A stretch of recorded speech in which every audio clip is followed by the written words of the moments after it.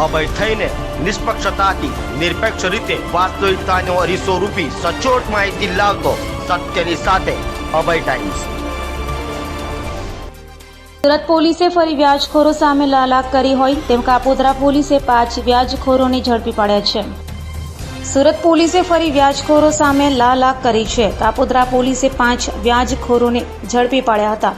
ગેરકાયદેસર રીતે વ્યાજે રૂપિયા આપવાની પ્રવૃત્તિ આચરતા વ્યાજખોરોને કાપોદ્રા પોલીસે ઝડપી પાડી તેઓ પાસેથી વ્યાજના લાગતા સાહિત્યો તથા મોબાઈલ ફોન અને રોકડા રૂપિયા કબજે કર્યા હતા। ગેરકાયદેસર રીતે વ્યાજે રૂપિયા આપવાની પ્રવૃત્તિ આચરતા હોય 5 સામે કાયદેસરની કાર્યવાહી હાથ ધરાઈ હતી।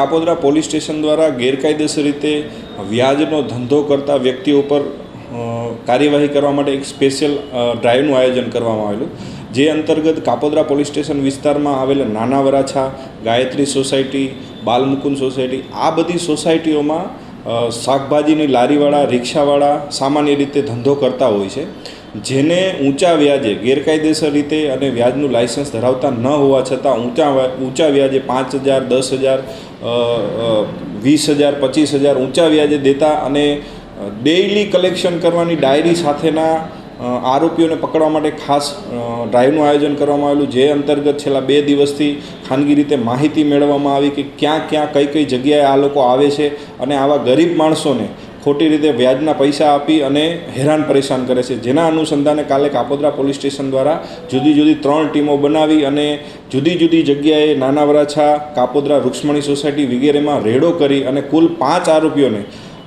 ગેરકાયદેસર રીતે વ્યાજે દેવાના સાહિત્ય સાથે પકડી પાડવામાં આવ્યા છે અને જુદા જુદા 5 ગુના દાખલ કરવામાં આવેલા છે અને આ બાબતે હાલ પોલીસ તપાસ ચાલુ છે।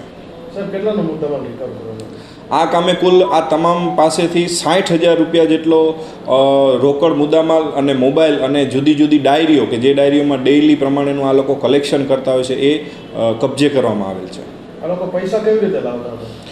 એક આરોપી બે આરોપીને પૂછપરછ કરતાં પોતે એવું જણાવેલું છે કે અમે ફાઇનાન્સ કંપનીમાં લોન લઈને વ્યાજે આપીએ છીએ, એટલે પોતે પણ ફાઇનાન્સ કંપનીમાં લોન લે છે અને વ્યાજ કરે છે અને સરળતાથી પૈસો કમાય છે અને ગરીબ માણસોને હેરાન પરેશાન કરે છે।